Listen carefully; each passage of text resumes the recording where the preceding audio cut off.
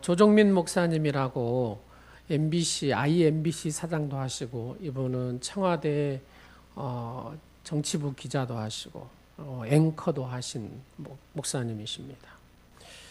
원래는 이분은 그 집안이 불교 대대 집안으로 어렸을 때부터 불교 집안에 쭉 커서 53살까지 불교의 가정으로 쭉 자란 거죠. 또 반대로 아내는 대대로 기독교 집안에 이렇게 두 분이 만났답니다. 근데 아내가 새벽에 이렇게 되면은 조용히 일어나가지고 막 주섬주섬 챙겨가지고 꼭 어디를 가더랍니다. 어디를 갔겠어요? 새벽 예배를 간 거죠. 그래서 자다가 어디로 가지? 이 생각이 들어가지고 뒤쫓아 갔다 합니다.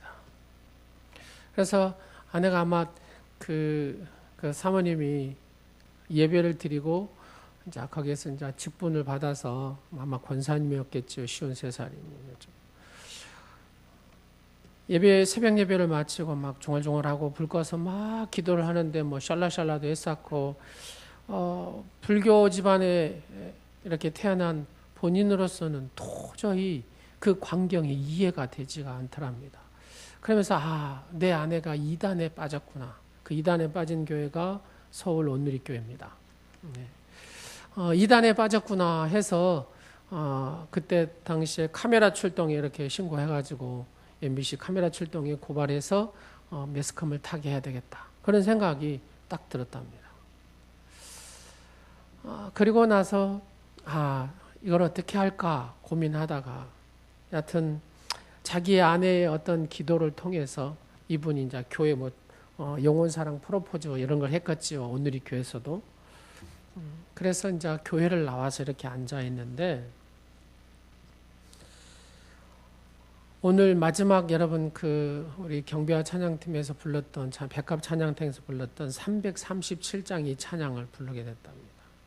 무거운 짐을 나 홀로 지고 견디다 못해 쓰러질 때 불쌍히 여겨 구원해 주리. 은혜의 주님 오직 예수. 찬양을 쭉 하는데요. 내 모든 시험 무거운 짐을, 이 찬양을 쭉 부르는데 정말로 예수님을 이 찬양 가운데 만난 거예요. 자기의 모든 무거운 짐들이 쭉 내려지는 느낌을 가졌다고 합니다. 그러면서 성경을 보기 시작했는데 성경을 그 1년 동안에 5독을 했답니다. 5독. 5독을 하고 딱 보니까 새벽기도 가고 기도하고 신앙생활 열심히 아내를 보니까 예수님이 말씀하신 대로 안 믿더랍니다. 그리고 교인들을 이렇게 보니까 예수님은 이렇게 말씀하셨는데 성도들 또한 예수님이 말씀하신 대로 신앙생활을 그렇게 못하고 있더랍니다. 그래서 갈등이 일어났대요. 예수님은 분명히 이렇게 말씀하셨는데 그렇지 않더라는 겁니다. 자기 아내를 보니까 자기 아내도 교회에서 열심히 하고 새벽기도 다니고 얼마나 열심히 하겠어요. 근데 예수님께서 말씀하시는 그 말씀대로 신앙생활 하지 않고 자기 하고 싶은 대로 하더라는 얘기죠. 그러면서 딱 이 목사님이 이렇게 표현해요. 교회에서 신앙생활 한다고 하면서 꼭 그 한량처럼 쇼핑 나온 사람처럼 그렇게 신앙생활을 하고 있는 아내의 모습을 보게 됐답니다. 말씀을 오독을 하다 보니까 이제 예수님이 어떻게 얘기하시고 예수님의 삶을 보고 그 다음에 이제 성도들의 삶이 이렇게 양쪽에 비춰보지 않겠습니까? 이게 전혀 한국의 성도들이 보니까 그래도 온누리교회는 신앙생활 잘하는 사람들만 모였다고 하는 그런 교회 아닙니까? 근데 예수님이 하시는 말씀하고는 동떨어진 신앙생활 하신 분들이 그렇게 많더라는 얘기입니다. 그래서 내가 53살에 예수님을 만났는데 내 인생의 전환점을 가져야 되겠다. 그런 생각을 가지면서 IMBC 사장자리도 내려놓고 전부 다 이렇게 다 내려놔. 사직서를 쓰고 신학을 공부해서 더 예수님에 대해서 깊이 알아야 되겠다는 생각을 갖게 됐답니다. 그러니까 최고로 반대하고 바가지를 긁기 시작한 사람이 누구예요? 아내가 그렇게 바가지를 긁었었는데 당신 왜 그러냐고. 당신 지금 그만두면 자식들을 어떻게 키우냐고. 그러면서 막 반대를 하려고. 예수님을 더 깊이 알려고 하니까 반대를 누가 해요? 그렇게 구원받기를 원했던 새벽기도 가서 울고 기도했던 그 아내가 막 반대. 하지 말라고 뭐 그렇게 반대를 하다.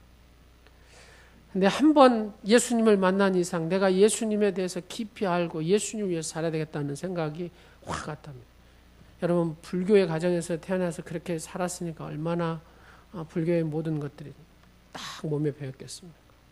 그리고 MBC 기자 생활할 때도 굉장히 여하튼 매서운 사람이었기 때문에 후배들이 옆에 가들 못할 정도로 그렇게 매서웠다. 그래서 다 짐 싸들고 미국으로 가가지고 보스턴에 가고 신학 공부를 한 거예요. 그리고 다시 돌아와서 오늘의 교회 부모가 하다가 지금 교회를 개척을 하셨더라고요. 믿음이라는 게 뭔가? 결론으로 오늘 설교 결론으로 말씀드리면 예수님 말씀하신 대로 사는 것이 믿음 생활이라는 겁니다. 근데 많은 성도들이 예수님의 말씀대로 안 살고 자기 생각대로 그렇게 살더라는 거예요. 그러면서 나는 신앙생활 잘한다고 이렇게 고백하더라는 겁니다. 주 2세기에 신실한 믿음의 사람 이그나티우스라는 순교자가 있습니다. 이분에 대한 자료는 그렇게 많지는 않습니다. 그는 수리아에 있는 안디옥 교회에 담임을 하였고 믿음이 돈독한 분이었고 인품도 훌륭했습니다. 그래서 성도들뿐만 아니라 믿지 않는 사람들도 그를 존경했습니다. 그때 로마 황제의 박해가 아주 심했습니다. 그는 맨 앞장에 서서 성도들의 신앙을 독려하고 그러다가 결국은 잡히게 됩니다. 그리고 로마로 끌려가죠. 본보기로 사형 선고를 받습니다. 그는 원형 경기장에서 사나운 짐승들의 먹잇감으로 내어 던져지는 그런 상황에 이르렀습니다.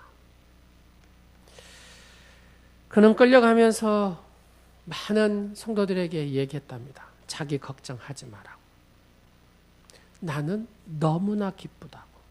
그 이유는 내가 이제야 예수 그리스도의 참 제자가 되기 때문이라고 죽으러 가면서 그렇게 고백을 했답니다. 로마에 있는 성도들은 그 이그나티우스의 그 죽음 앞에 있는 그 모습을 보고 너무 안타까워서 우리가 구명운동을 황제한테 하자. 그러면서 막 구명운동을 한다는 소문이 막 이렇게 들렸을 때에 이그나티우스는 편지를 썼답니다. 뭐라고 썼냐면 사랑하는 형제들이여 이 편지를 받는 대로 저를 위한 구명운동을 중단하여 주시기 바랍니다. 저는 제게 있는 최선의 것을 마지막으로 하나님께 드리기를 원합니다. 제 마음속에 있는 이 뜨거운 순교의 열정을 부디 꺾지 말아 주시기 바랍니다. 오히려 제가 이 일을 잘 감당할 수 있도록 저를 위해서 기도해 주시고 저를 독려해 주시기 바랍니다. 결국 그는 자기가 바라던 대로 자기에게 있는 최선의 것, 곧 자신의 목숨을 하나님 앞에 드렸습니다. 그는 믿음을 따라 살다가 믿음을 따라 순교함으로써 자신의 삶을 아름답게 마감한 것입니다. 하나님의 믿음의 힘을 가진 사람들을 통해 하나님이 일하시는데 그래서 우리가 믿음대로 산다라는 것은 쉬운 일은 아닙니다. 예수님께서 어떻게 살았는가 그 모습을 보고 우리가 따라간다면 그것이 참된 믿음의 삶이겠죠. 근데 그렇게 살지 못하는 우리의 모습이 너무나 많다는 얘기입니다. 조정민 목사님이 53살에 예수님을 영접하고 지금 66세가 되셨더라고요. 남은 기간 사역이 이제 한 4년 정도 남았죠. 그래서 그분이 외치는 말이 내가 예수님을 만나보고 예수님의 말씀을 깊이 알고 깊이 깨달을수록 믿음으로 산다라는 것은 예수님이 말씀하신 대로 사는 것입니다라고 그분은 외쳐서 얘기합니다.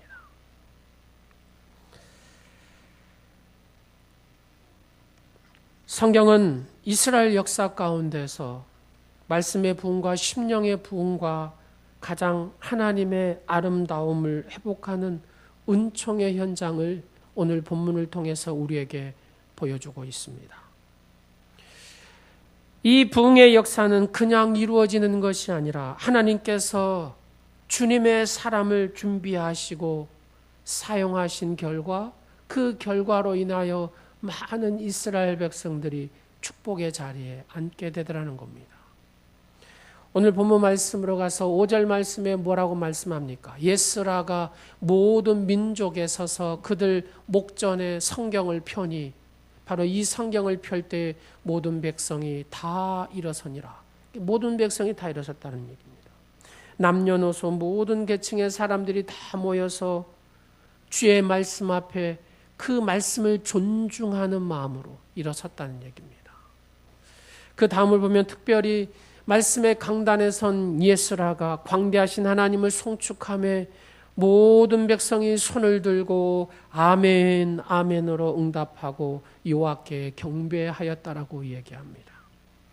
거듭 반복해서 백성들이 손을 들었다라는 것은 은혜를 사모하며 하나님 앞에 나아갔다라는 겁니다. 아멘하는 그 마음에 하나님께서는 부흥과 은혜를 주시는 줄로 믿습니다. 이 시대는 권위를 인정하지 않는 부정적인 시대라고 얘기합니다. 탈권위 시대라고 얘기합니다. 그러면 이 부정적인 시대를 살아가는 성도는 어떻게 살아가야 되는가 하는 겁니다.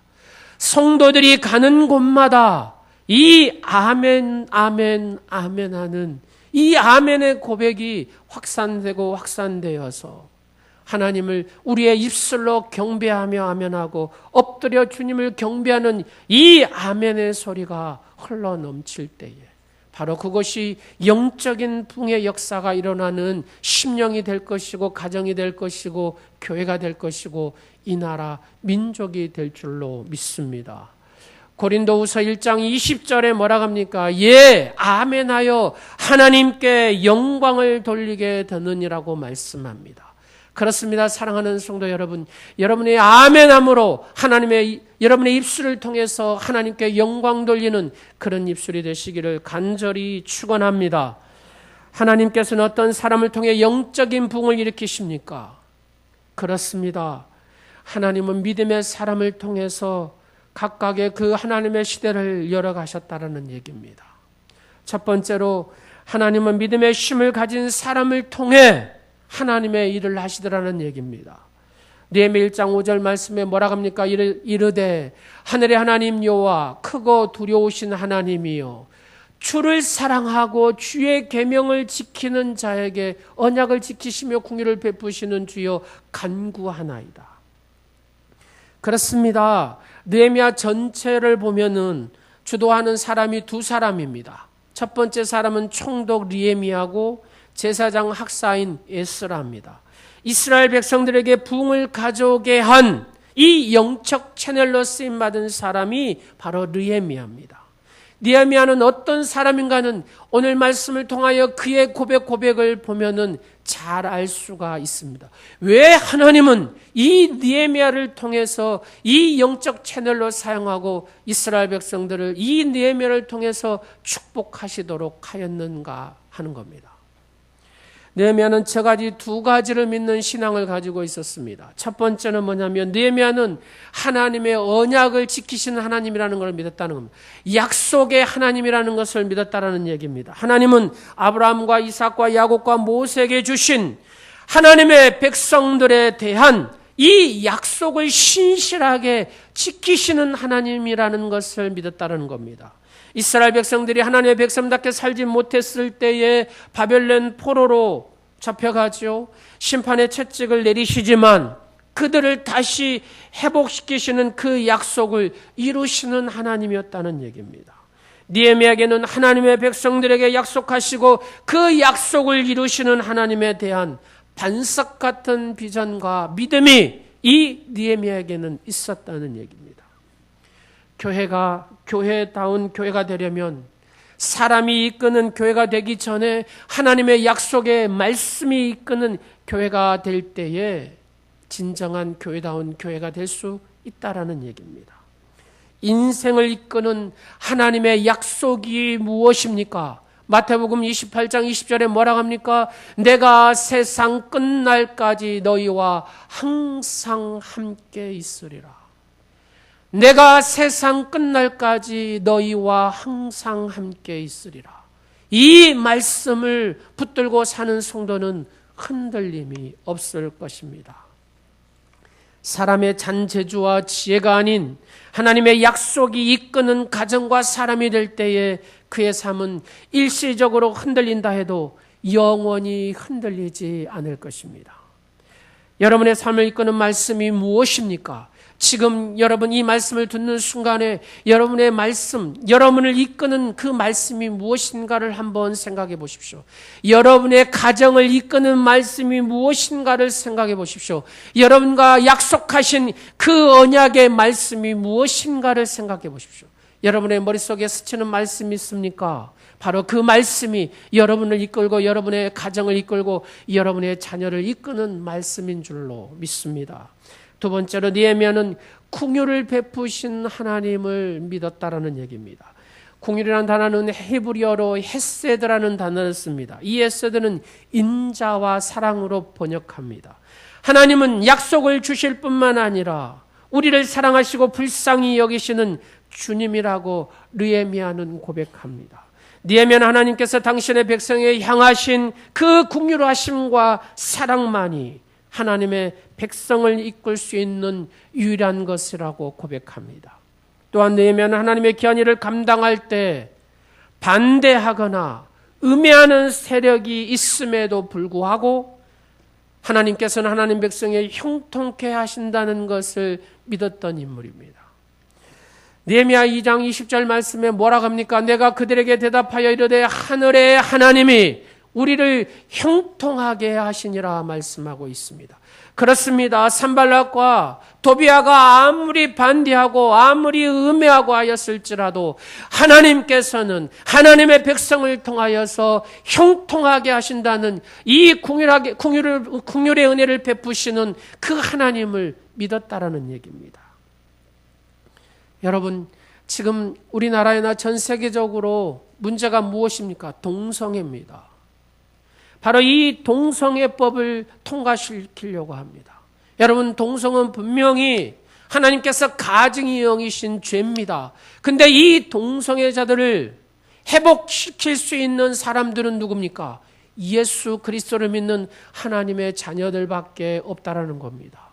동성애가 뭡니까? 죄입니다. 이 죄를 대신하기 위하여 십자가 지신 분이 누굽니까? 예수 그리스도이십니다. 이 예수 그리스도의 십자가 사랑을 예수님을 모시고 사는 사람들이 누굽니까? 저와 여러분입니다.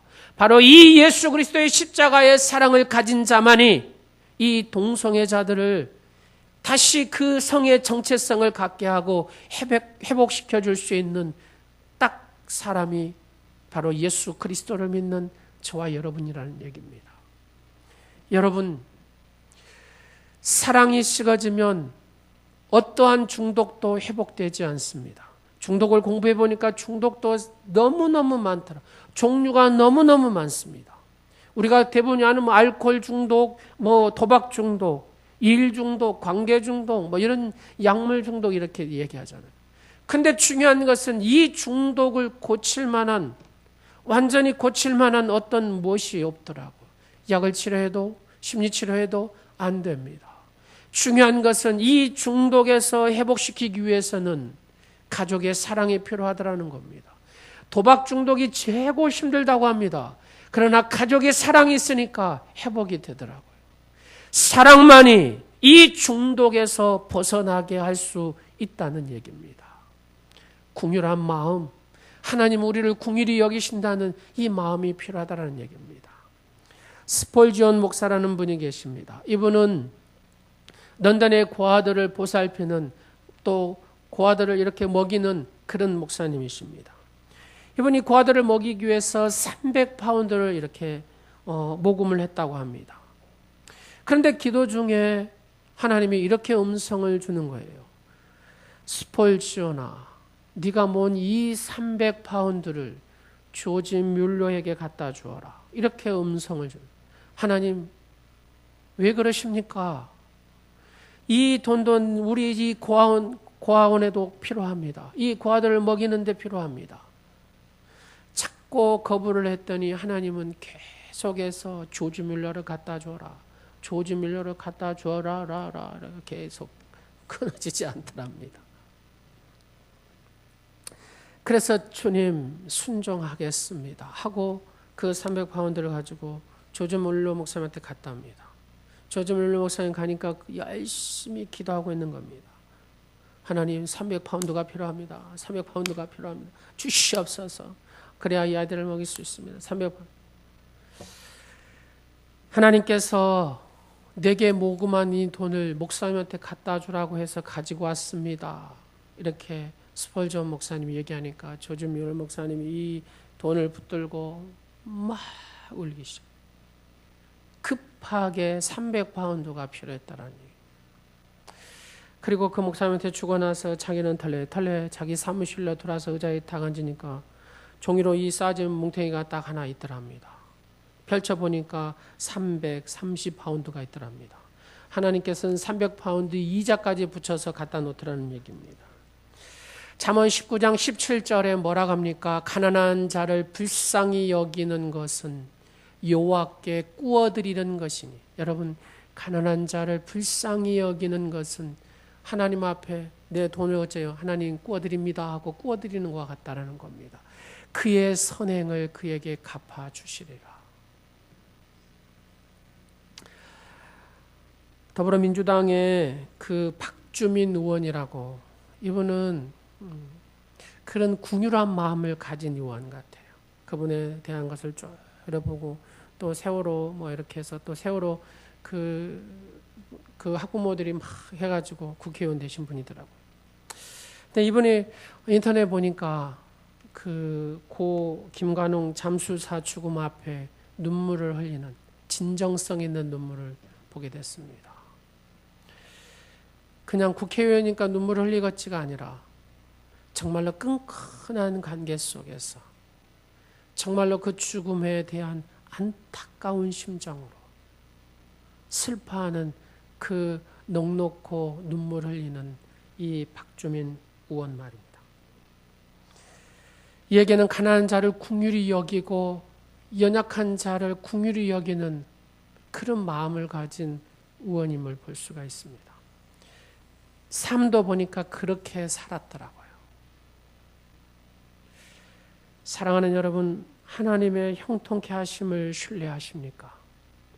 우리 교회를 하나님께서 이끌어 주시되 하나님께서 형통하게 하신다는 확신을 가지고 우리가 아멘, 아멘, 아멘 하고 우리가 응답한다면 하나님은 반드시 그렇게 하신다는 겁니다. 우리의 교회가 이끌리기를 우리는 늘 기도해야 된다는 겁니다. 여러분의 가정이 주님께서 이끌리기를 기도해야 한다는 것입니다. 영혼사랑 프로포즈도 마찬가지입니다. 우리가 한 사람을 바꿀 수는 없습니다. 더 예수님을 모르는 무감각한 상태에 있는 영혼을 어찌 바꾸겠습니까? 내가 최선을 다한 만큼 그 하나님께서 나의 모습을 보시고 이끌어 주실 것입니다. 내 가정에 내 남편도 이끌어 주실 것이고 내 자녀들도 이끌어 주실 것이고 내 이웃도 이끌어 주실 거고 내 친척들도 이끌어 주실 것입니다. 내가 할 수 있는 것은 그를 사랑하는 것이고 그를 위해서 기도하는 것밖에 없습니다. 하나님의 자녀들을 불쌍히 여기고 헤세드의 은총을 베푸신 바로 그 신실하신 하나님이 우리 가운데 있는가를 늘 점검하는 여러분과 제가 되기를 간절히 원합니다. 둘째, 하나님 이웃 사랑의 심을 가진 사람을 통하여서 하나님의 일을 행하시더라는 얘기입니다. 리에미야 1장 2절 말씀에 보면 내 형제들 가운데 하나인 하나니가 두어 사람과 함께 유다에서 내게로 이르렀기로 내가 그 사로잡힘을 면하고 남아있는 유다와 예루살렘 사람들의 형편을 물은즉 이때에 느헤미야는 어디가 있었냐면 포로로 잡혀가서 페르시아 왕 아다사스다 왕의 채측근으로 수상궁에 있는 출세한 사람이었지만 그 마음은 언제나 이스라엘 자기 동포에게 있었다는 겁니다. 그는 형제와 예루살렘 소식을 가진 사람들을 통해 가슴 아픈 소식을 듣게 됩니다. 3절 봅니다. 그들이 내게 이르되 사로잡힘을 면하고 남아있는 자들이 그 지방 거기에서 큰 환난을 당하고 능욕을 받으며 예루살렘 성을 허물어지고 성문들을 불탔다 하는지라. 하나니 동생을 통해서 들은 얘기가 많은 사람들을 죽고 예루살렘 성과 성문이 불타버렸다는 얘기를 듣습니다. 하나님께서 쓰시는 사람은 두 가지의 힘이 있습니다. 첫 번째에 있는 힘은 하나님과 깊은 관계를 갖는다는 것이고, 두 번째 힘은 사랑의 힘을 갖는다는 것입니다. 이웃에 대한 관심과 공동체 의식입니다. 예수님께서 핏값으로 산 이 교회가 무엇입니까? 건물입니까? 아닙니다. 예수 그리스도의 말씀을 붙들고 함께 주의 말씀대로 살고 애쓰기 위해서 모인 곳이 교회고 바로 이 온누리 공동체라는 것입니다. 우리가 처한 환경은 교회의 본질을 회복하라는 요구를 우리 스스로뿐만 아니라 교회 밖에서도 얘기합니다.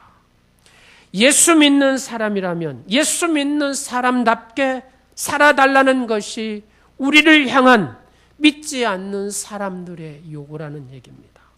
이러한 요구에 대해서 우리가 실천적인 사랑의 삶으로 부응해야 우리는 사회를 이끌어갈 수 있는 교회가 될 수가 있다라는 얘기입니다. 우리의 가족과 이웃과 시민과 민족의 한계를 뛰어넘어서 사랑을 전하는 것이 믿음 생활입니다. 사랑은 명사가 아니라 동사입니다. 사랑이라는 것은 정적인 것이 아니라 움직이는 역동적인 것입니다. 이런 사랑의 마음이 사명으로 변화되었습니다. 주님 우리에게 공급해 주시는 그 사랑의 원리를 가지고 사랑의 힘을 가진 교회가 되어 교회의 울타리를 뛰어넘어서 사랑을 베푸는 그런 교회 말입니다. 이것이 주님이 말씀하신 대로 그렇게 가는 교회라는 얘기입니다. 근데 사랑도 사랑하는 방법을 알아야 사랑을 잘 알 수가 있습니다. 자, 옆 사람 한 번만 보고 얘기해 보실래요? 내 방식대로 하지 맙시다. 예, 사랑을 내 방식대로 하면은 문제가 생기더랍니다. 사랑도 이 사랑의 방법을 알고 제대로 해야 된다는 겁니다. 공지영 씨의 장평 소설에 보면 봉순이 언니라는 책이 있습니다. 그 가운데 나온 얘기입니다. 어느 마을에 진한 갈색의 멋진 종말을 돌보는 할아버지와 또 소년이 살고 있었습니다. 말을 돌보는 할아버지가 마치 멀리 출타하는 일이 생겼습니다. 그래서 소년에게 말을 부탁합니다. 이 소년은 자신이 이 멋진 종마와 함께 있다라는 같이 단둘이만 있다라는 그 생각에 너무 기쁘고 행복했습니다. 이 말도 자기를 얼마나 좋아한 걸 느끼기 때문에 막 뛸 듯이 기뻤습니다. 그런데 그 종마가 이상하니 할아버지가 떠나고 나서 시름시름 아프기 시작한 겁니다. 밤새 진땀 흘리며 괴로워하는 종마에게 이 소년이 해줄 수 있는 것은 시원한 물을 먹이는 것 외에는 아무것도 할 수가 없었습니다. 소년의 이 뜨거운 눈물 어린 간호에도 보람없이 이 종마는 더 심하게 아프면서 할아버지가 돌아올 쯤 되니까 이 종마가 쩔뚝쩔뚝 저는 겁니다.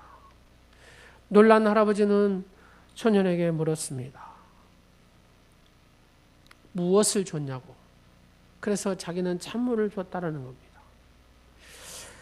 말이 아플 때는 이 찬물이 치명타인데 너는 그것을 몰랐느냐? 이렇게 할아버지가 물었을 때에 나는 정말 몰랐습니다. 내가 얼마나 이 말을 사랑하고 그 말을 자랑스러워하고 아낀지 할아버지 아시잖아요. 그러자 할아버지는 잠시 침묵한 후에 이렇게 소년에게 얘기합니다. 얘야, 누군가를 사랑한다는 것은 어떻게 사랑하는지를 아는 것이란다.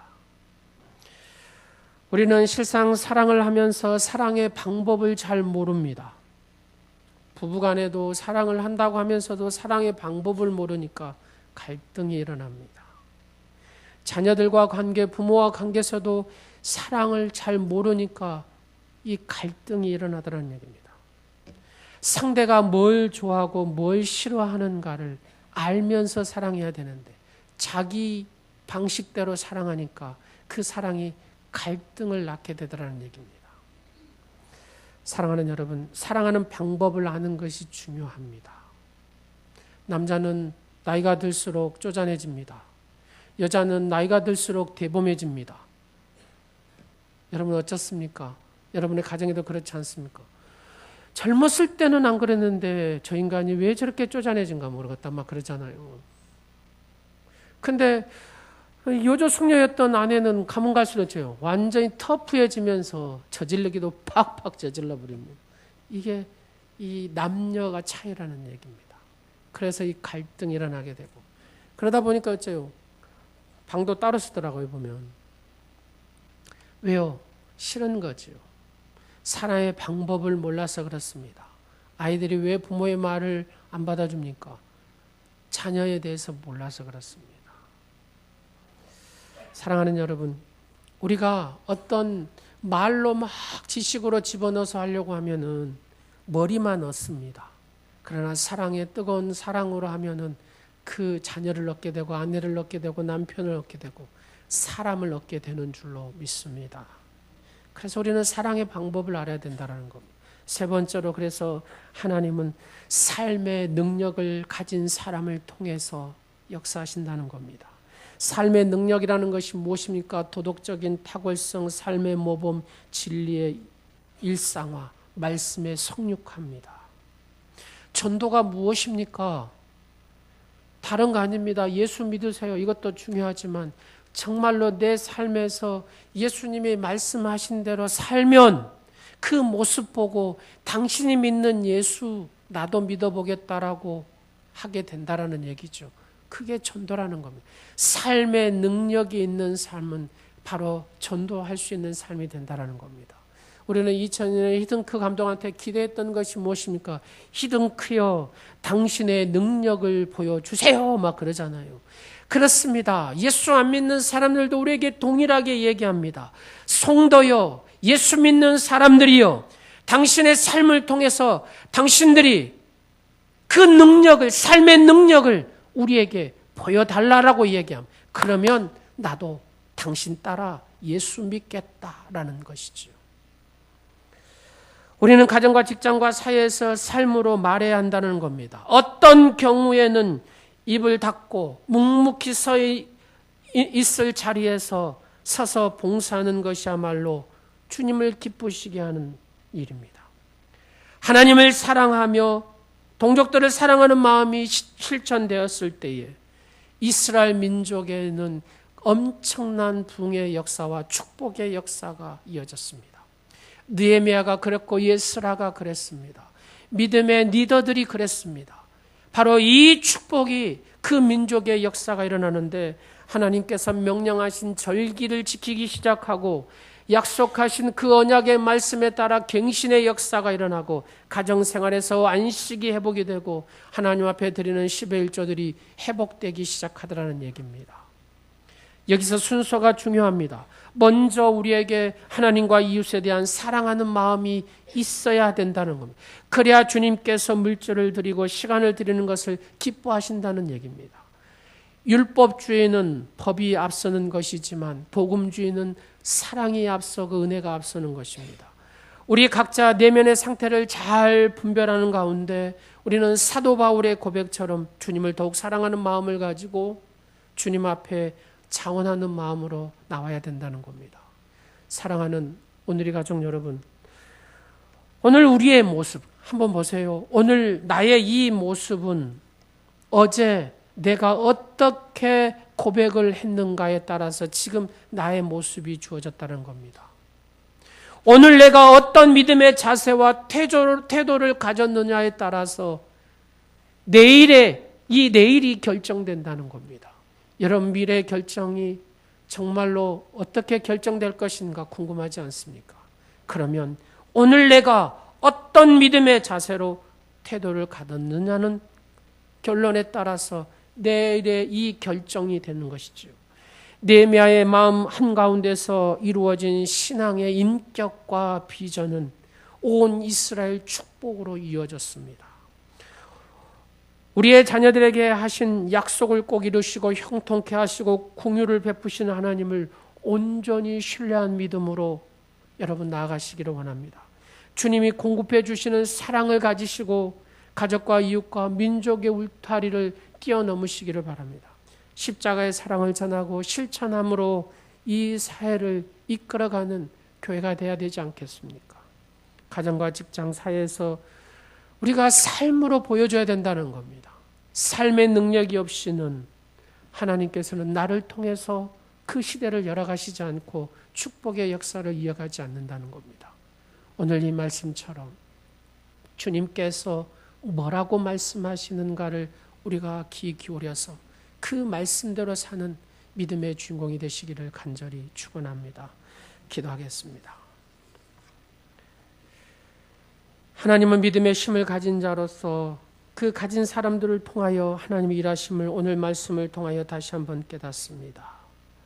아버지 하나님, 하나님께서 나를 향하신 이 언약의 말씀을 믿고 긍휼하신 그 하나님을 믿고 우리가 사랑하며 실천할 수 있는 그런 복음의 주인공의 삶이 되게 하여 주옵소서. 오늘 예배하는 사랑하는 성도들 한 사람 한 사람, 느헤미야가 그랬던 것처럼 신앙의 인격과 비전을 가지고 그렇게 나아갈 수 있는 믿음의 축복자들이 되게 하여 주옵소서. 예수님의 이름으로 기도드리옵나이다. 아멘. 찬송가 351장 하겠습니다. 믿는 사람들은 주의 군사니 앞서가신 주